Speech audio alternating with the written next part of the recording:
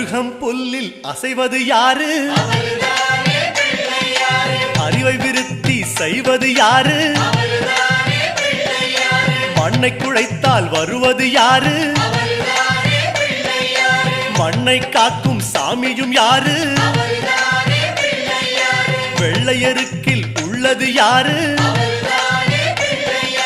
வெற்றி கொடுக்கும் நாயகன் யாரு?